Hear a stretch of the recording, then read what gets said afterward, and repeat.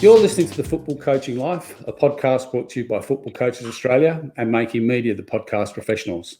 These are the stories of Australia's men and women coaches, the people that we entrust to develop our players and our teams. In the main, these stories have been untold.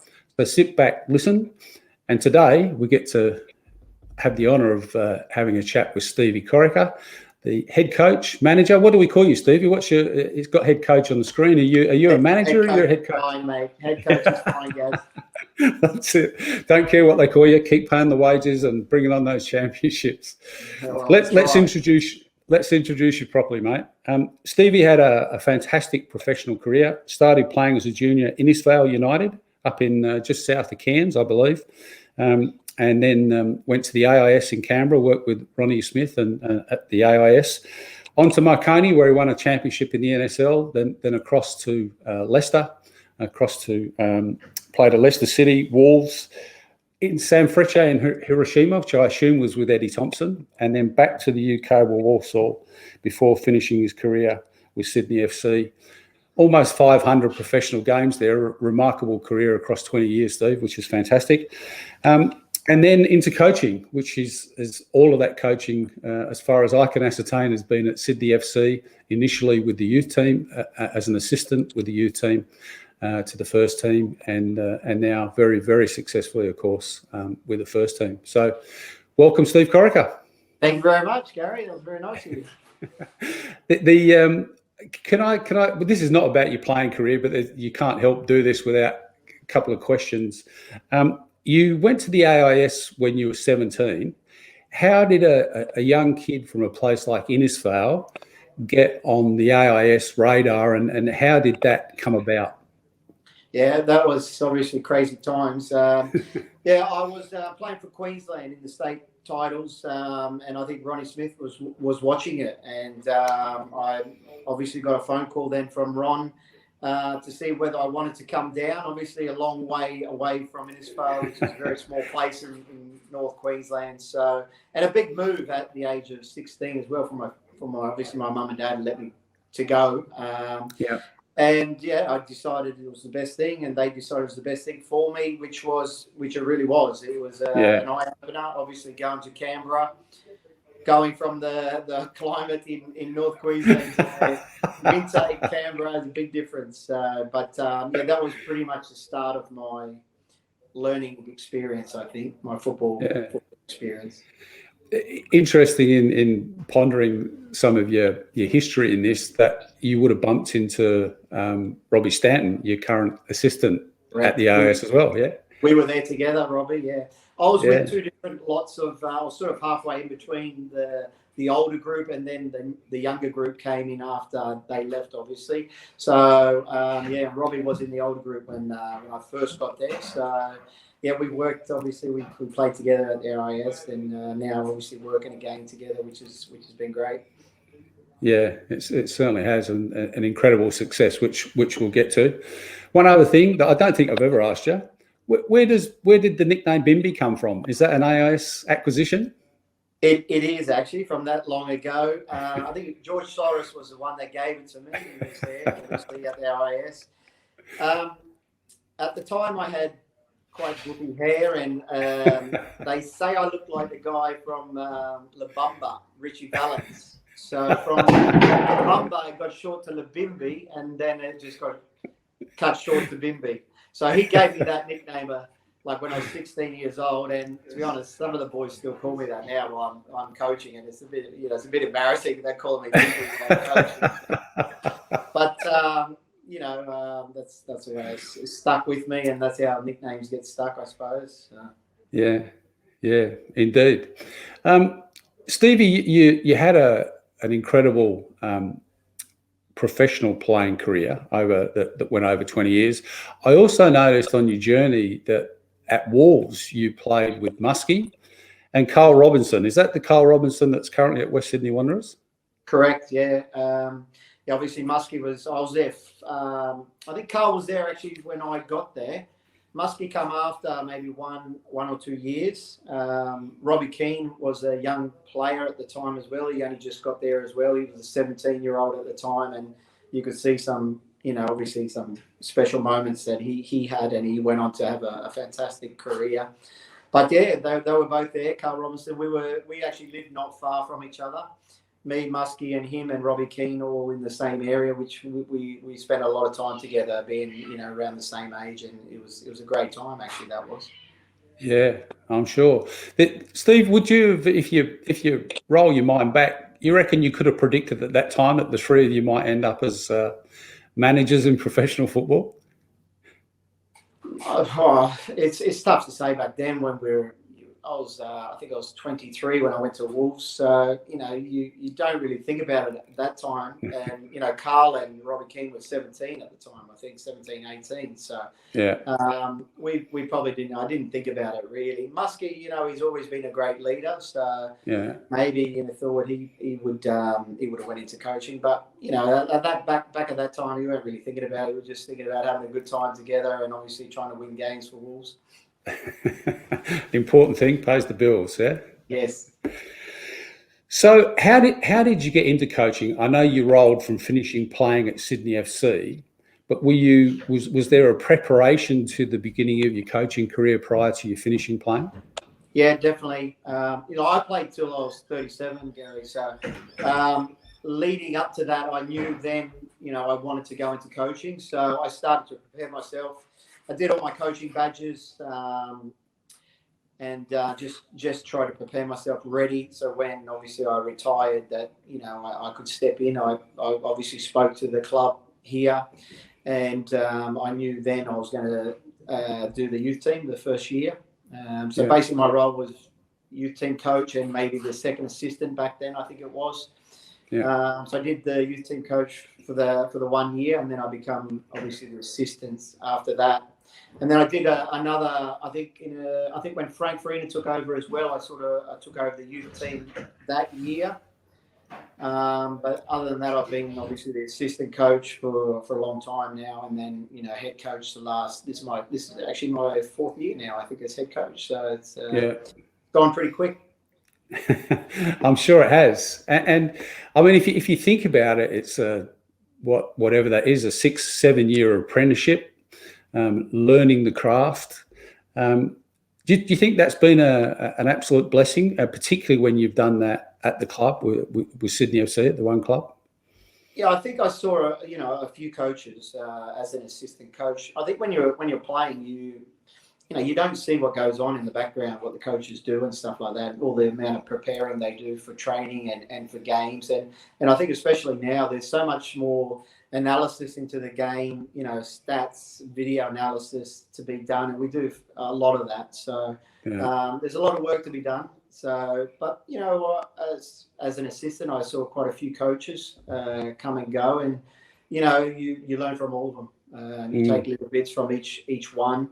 Even when I was a player, I had Mark McGee as my first manager when I went to Leicester, and Colin Lee. They were a good combination together, and I learned a lot from them. I played in the national team as well under Eddie Thompson, which then I went to Japan with him as well. So, you learn a lot from different coaches. They all got different styles of coaching as well. Yeah. And you just take a little bit from each, but also you have to be your own person and how you want to play the game. And I went from there, really. Yeah. I think on this podcast, what we've worked out is that when you take on that head coaching role, you don't know what you don't know. I think we all think we know what it is. Yeah, there's a lot of learning as you go as well, especially, when you first get the job. You think you're ready, and then, obviously, you learn things along the way, and how to manage people as well. I think that's a really big factor in doing well in football clubs, is the way you Absolutely. What do you reckon? Obviously we jump in from playing. I'm going to talk about myself here. I was a striker, so I wasn't lacking in self-confidence. I became a coach. I had the opportunity at the AIS with Smudger and went back, and I'm arrived now. I know all there is to know, which is clearly not true. Yeah. And then we start to make the mistakes we do. What do you reckon your biggest mistake was through that first 7 years in your role as a coach and learning your craft? I think as a youth team coach, it's a little bit different. You're coaching the younger boys. I think you treat them a little bit differently as well, and obviously the learning experience. I think when I took over as head coach, we had a very successful time under Graham Arnold, and there were big shoes to come in and fill. But I just think you learn along the way. Obviously, tactically, you know what you want, but I think you have to. I think you have to change depending on the players that you have as well at clubs. You might want to be a pressing kind of team, but if you don't have the right players to do that, well, you just can't do it, and you have to adapt. I think so. I think just adapting to all situations, I think, is what I learned throughout my time. Yeah. How important to you was that apprenticeship? Yeah, very important. It's I couldn't imagine now going straight from playing into like a head coach's role. I think for me as well, I like to slowly build into things. I learn a little bit differently, and it would have been too much for me to be thrown in from a player into a head coach's role. So I took my time. I did the apprenticeship as an assistant coach, like I said, learned from all the head coaches. And when, it was the right time for me when Graham left and the opportunity came up. Obviously, I've been at the club for a long period of time. And I thought that was the right time. I thought, the players, even though in my first year, I think we changed about 7 players, but there was a few players that had been there for a while and experienced players. And I thought, in that first year under Alex Brosk as captain as well, which I played with Alex. He's a great leader, and he was great for me as well when I first took over. Yeah. No, I like is that the board and ownership had the wherewithal, the knowledge, the wisdom, the power to actually give you a shot, because that our game's not necessarily blessed with that as a pathway that someone comes up, finishes playing, stays at a club, serves their apprenticeship, and then particularly a big club as well gets the opportunity to step into the main role. So that was I'm sure they're looking on that as one of the best moves they've made so far. All power to you, mate. I hope so. So when you were playing on your career, who had the most influence on you as a coach, do you think, on your playing career? There's obviously a few. Eddie Thompson, I think, he brought me into the national team at a young age. And then obviously Frank Farina took over from him. But overseas, I think Mark McGee and Colin Lee, that I spent a lot of time with them. Obviously, I went to Leicester with them, and then they brought me to Wolves after that. So basically, I spent 5 years between Leicester and Wolves together. And then I went to Japan, and then I went back to England, and Colin Lee was the head coach of Walsall. So then I spent another 3 years with him. So I had a long stint with them too, but obviously back here in Australia as well, I think Vidislav Levichka was very good. I was under him as a player. I was the captain for him in my final year of playing, and then obviously I saw the other side of him, which was his coaching style, because then I became his second assistant. So I think he was a great man, and the boys wanted to play for him because he was such a nice guy. And he really turned it all around for the club, and then I think obviously Graham after that was a big influence as well. Yeah, no, I agree. Vicha was just an absolutely true gentleman, wasn't he? Yeah. So what then is coaching? What? Sorry, what is it? What is coaching? Well, it's something I enjoy. I know that much. Obviously, I love the game. I wanted to go into coaching after that. I enjoy being on the training field with the players, and I think that's a big thing. But the games are just something you look forward to, that emotion that you have, the pressure that you have as well. Every time you go into a game is always good. You get the highs, the lows, but this is all I've done since I was 16. So it's been a long time, and I just enjoy every aspect of it, really, being on the pitch to doing video analysis with the players and obviously coaching the games. But obviously winning games is, for me, the most important thing. I love it, and I really hate losing. So I'm sure everyone's like that anyway. But you've got to have that in you, I think, if you want to become, obviously a good coach or even a good player. I think you've got to have that bit of mongrel, if you want to call it. Yeah. The are you a teacher as well, Steve? Is that a natural part of who you are? Sorry, guys, I missed that. Sorry, cut out. Are you a teacher as well?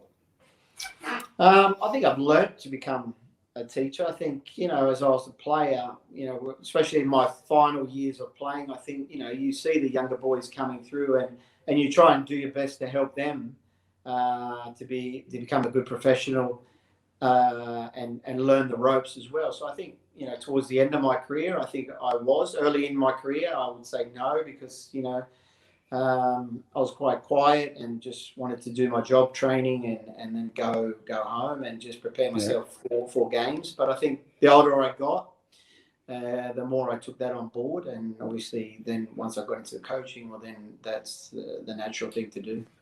Yeah. You mentioned something before about, I think, talking about the young players. On a business podcast I was listening to a couple of months ago now, they were talking about the difference between aspiration and capability in terms of this, in our head, we've got this grandiose plan of how we want to do it. But the reality is this is the team we've got, the group of players we've got right now at whatever level that is you're coaching. What are your thoughts on that? Yeah, I think you have to make the most of what you got. Obviously, in my job, you can bring in players and get rid of players as well. But,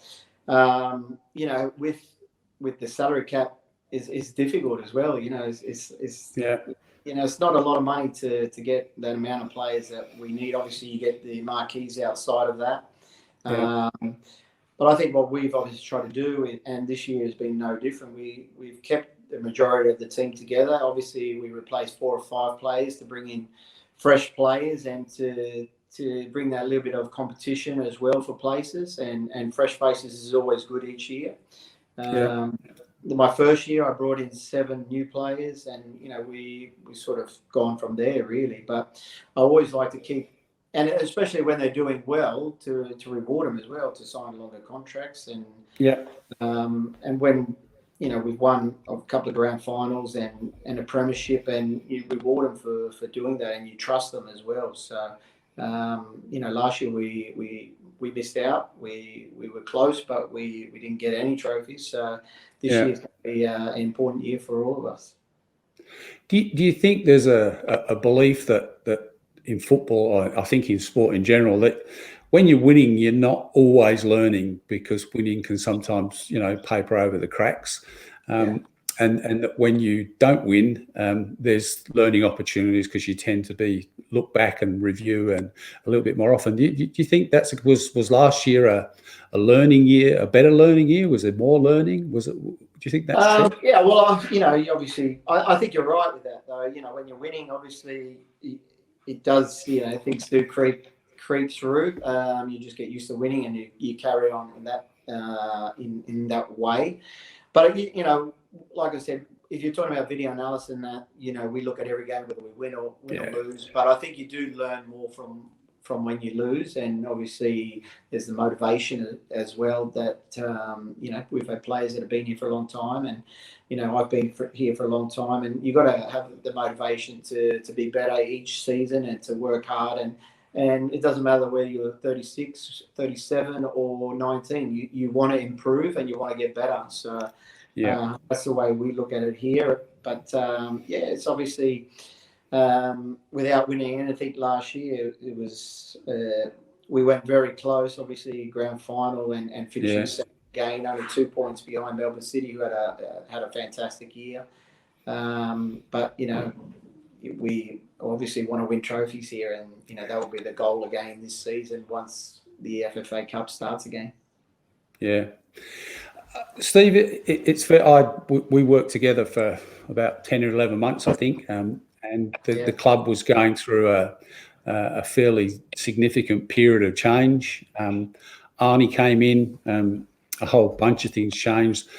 From the outside, I'm going to guess that a significant part of that was the culture that was set up and that people bought into then.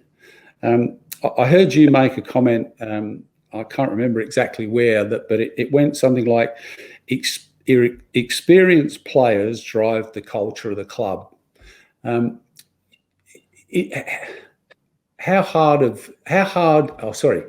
How important is setting up the right culture, and how important is it to have the players driving it, as apart from having Stevie Corica drive it? Well, I think I drive it first and foremost, but you've got to have the right players and the right experienced players as well to drive that culture with obviously the younger boys or new boys coming in. That it's not just myself always saying the same thing. They actually drive the culture and the standard of training and what happens outside of the game as well. But also that takes the right people as well to do that. So we make sure I think definitely we try and bring in the right people that fit obviously into the culture. We do background checks on them to make sure they're the right players that we want to bring in as well. And make sure that they do fit in. If we think they're trouble, and we won't bring them into the club. And I think we've got that right over the last I think maybe 6-7 years now. So and I think that helps obviously with that culture that I think we've done really well with. Yeah, is that culture at Sydney FC? Is that about people's behaviours and the expectation of the behaviours of one another?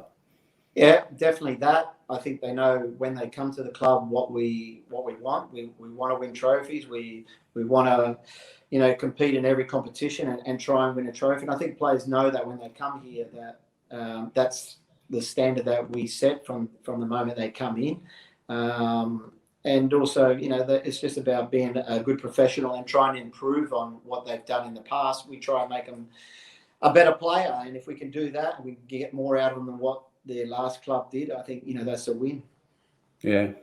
Do you think Sydney FC players hold one another accountable? Do you think that's a part of a great culture as well? Yeah, definitely. I think so. I think that's a big part of it. Like I said, they drive it as well, and the senior boys won't let anyone get away with anything if they think it's not right. So that's fantastic to have. If Alex Wilkinson with the captaincy, he's leading by example. But it's not just the captain. There's a lot of senior players that drive that culture and want to obviously be better themselves, but also make sure that the younger boys are towing the line and know exactly what is expected from them from the training point of view and being outside, even looking after their body. Obviously, food and nutrition and rest and all that kind of stuff is important as well. Yeah, no, I like that a lot. Has your coaching changed over your journey? 7 years apprenticeship and 4 years now as the head coach. Do you think your coaching's changed or evolved? Yeah, like I said, I think you learn every year. Everything's a little bit different. The players that you bring in are obviously a little bit different as well. I think it's changed. Quite a bit. The way I've obviously, I think when you first come in as head coach, you're not quite sure how to do it, and then you sort of make, I think you probably make it up as you go, but then you get into a bit of a rhythm. I've been doing it, like this is my 4th season now, so I feel really comfortable now with what I'm doing and the way we want to play, the way my team's set up and we want to play exciting football. We want to win football games, but also I think in doing that we want to score a lot of goals. But I think you can't take away the fact that football's about defending as well, and I think last year we had the best defence in the league, which we were proud of that. Obviously, I think we didn't score enough goals last year, and that's probably the area that we need to improve this year. Defensively, obviously, we still want to be strong, but if we can score more goals, well, then the 8 draws that we had last year turn into wins, and that's the aim this season. Yeah, significant difference, isn't it? Yeah. We mentioned before, obviously, Eddie Thompson, Ronnie Smith, I think at the AAS had a great deal of influence. You've been around Arnie for a couple of seasons. You mentioned some of the coaches in the UK. Have you had a coaching mentor? Have you had someone that's at the end of the phone that you can bounce ideas off and chat about things on your journey? I have a friend that I speak to as well. He's Jim Foley. I don't know whether you know him. He come up to North Queensland when I was still up there. He was technical director up there, and we've spent, still stay in contact with him now, and we talk about football. We don't talk, we talk about Sydney and stuff like that, and he's an experienced coach as well. So I speak to him about it a little bit, but not really. I also chat with Arnie, but I don't really like to, he's been here before. So, I want to do it my own way. So I don't really ask him too much about what's happening now. It's just normal, general chit chat and a catch up when we can. So, as well, I speak to Vidislav as well every now and then by text, but not so much about football. But he's a nice man, and he's always texting when we won trophies and we're doing well. So he keeps an eye on it since he's been here. So he's a great man as well. So, but I just like to think about things my own way, and you have to make a decision how you want to do things. It's good to chat with people to get a different idea. I think Robbie Stanton as well, the assistant coaches, Paul Reed as well. We obviously chat a lot about it ourselves. So I think we keep it a little bit in-house at the moment. Yeah. And Steve, how about other sports? Have you ever looked outside of football to see what coaches in other sports are doing, to see whether there's little pearls of wisdom that might be applicable? Not yet. No, I think obviously it's tough times, mate, at the moment. I went to, when I first was, I think I was assistant coach. I think I went to obviously Barcelona, and I went to Ajax to learn from them. So, which was fantastic. I spent, I think, a week and a week at each club there, which was good. Harnberger helped me out there. So that was a good learning experience as well. I love the way Guardiola coaches as well, the style of football they play. So he was someone I looked up to when I was obviously going into coaching. He was similar. He was a player, and then obviously coached at Barcelona. So I actually played against him in a friendly when I was at Wolves, Guardiola. So it's someone I look to. Even Ange, for instance. I've chatted with Ange a couple of times, and not a lot, but I like the way he plays and the style of football that he plays as well. So, and he's doing a great job overseas, which is always good for Australian coaches as well. Absolutely, just won 5 in a row. Not a bad start, he said. Yeah, it's a good start. Yeah. He's doing okay. It's interesting, Stevie. I think back to my time at Sydney, and after training in the office, you've got yourself, Vidislav's in there, Big Spider was in there, Crookie was in there, and you're sitting around talking about football. And on the podcast, we spoke to Kath Canuli, who's just been appointed as head coach at West Sydney Warriors with their W League team, and she said exactly the same thing about how for her that there's a learning environment there. Just the fact that she can sit down, there's Carl Robinson, there's Crookie in the room herself, and obviously a few other people, and they get to talk about football. They get to talk about what's going on and this, that, and the other. That's not the case for so many young coaches. They've got a badge, they go out into the world, they get a head coaching job somewhere. If they're lucky, they might have an assistant, but they don't have that capability to sit and talk and learn from one another. Do you think that's a fair observation? Yeah, well, definitely. Obviously, maybe in the lower leagues as well. I think that's it's always tough for them as well. Because they are learning, and who do they learn off? So, the moment we get here in the morning, we're basically talking football non-stop. So it's pretty full on, and sometimes you just want to go home and just switch off a little bit and spend a bit of time with the family. But we like I said, we love the game, and I love the game. I'm very passionate about it, and that's what you do. It's my job, and you go home, and when the A League's on, or you watch European football, that's you go home and watch that. It's not, you're not switching off. So but that happens quite a bit. So the family, obviously, families of head coaches, I think they just get used to it. So. I think your family just take you out for another haircut, don't they? Yeah, well, in these times I can't go anywhere, so I'm trimming it up myself, mate. Dearie me. Why do you do it, Steve? Why do you coach? Just love the game. It's pretty simple. I love, like I said, I'd still be playing now if I could, but I think playing is the best thing. And then obviously coaching is pretty close to that. I think when you, especially when things are going well, it's obviously nice winning trophies and stuff like that. But there's a lot of work that goes into it as well behind the scenes that people don't see. But I think it's just the love of the game. Yeah. No, I love it first. I think that's just so important. Yeah. I think over the journey we've all seen coaches come and go. They get appointed. Coaches get sacked. It's just there's ups and downs in the job. Things not going well. It seems that it's simple for that to be. You went through as a player. I know you had your ups and downs. You had a couple of knee recos and those sorts of things going on. Resilience is obviously very important for players. An important skill for coaches to get that resilience muscle as strong as they can.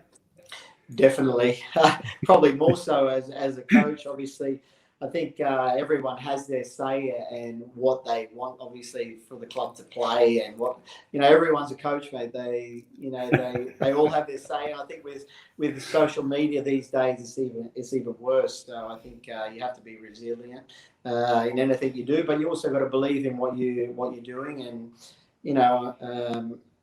is obviously as a player, it's tough when you get injuries, but you also got to be motivated to come out of that and to be better when you do get out of that. I've had my fair share of injuries, like you said, and each time it's hard and it's very hard, and you just have to stay positive, really, and just think about what you want to do when you get back, and to improve and to get better and to achieve things that you want to do. And I think as a coach, it's the same thing. You've got to be, obviously, know where you want to go, work hard to try and get there, and obviously it's difficult at times. It's tough when you're losing and everyone's on your back, but you need to be strong and to stay true to the way you want to play, and believe in the players that you have and that you bring in to do a job for you.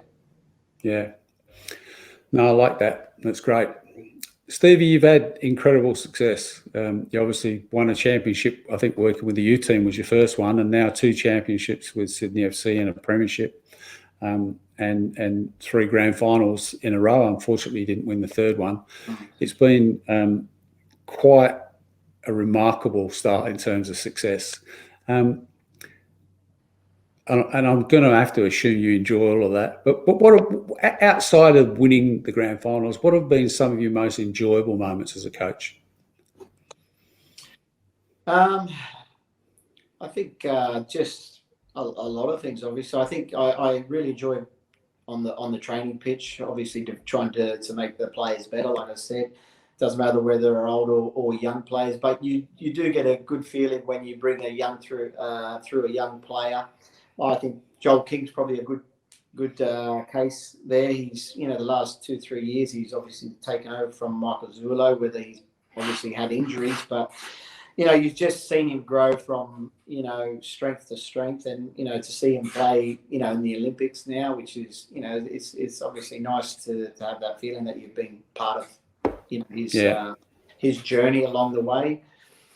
So stuff like that is great as well. And, stuff like that, I think I would say.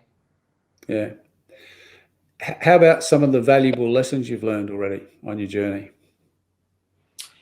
Yeah, you definitely learn them along the way. And you just try, once you learn, you want to just keep moving forward, of course. But, there's a lot of things you learn. I think you just keep trying to improve. We try to improve the players, but even staff, and we all think we can improve as well, and try and get better. We try and change things up a little bit to make sure the players keep that motivation as well, because a lot of players have been here for quite a while now as well, and Yeah. that's a tricky thing as well when they've been here for so long, to try and keep them motivated into winning trophies as well. So I think I'm hoping this year is. Last year was maybe a wake-up call for us, that we obviously didn't win anything, but it's hard to keep winning every year. I wouldn't say it was a bad year. We finished second, and obviously we made another grand final, 3 in a row. Yeah. So these players have been doing a fantastic job.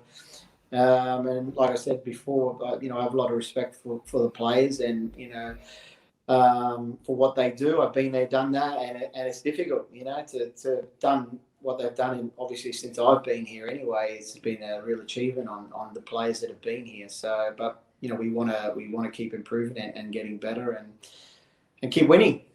Yeah. No, I understand that wholeheartedly. And how's that gone? You're just probably a couple of weeks back into pre-season training, albeit that's in the depths of COVID that's knocking Sydney around something terrible right now. Yeah, obviously we're quite lucky that we actually can train. We're 3 weeks in now, so obviously just preparing the boys, getting them fit again, and starting to prepare for games. There's a lot of hurdles at the moment. We've got Fondra still stuck in England. We're having a little bit of trouble getting him back into the country. So Joel King's probably the only other one. Obviously, come back. He's had his quarantine time, and now he's ready to start this Monday. I gave him an extra week off, so he should be fresh coming back in. Other than that, everyone's here.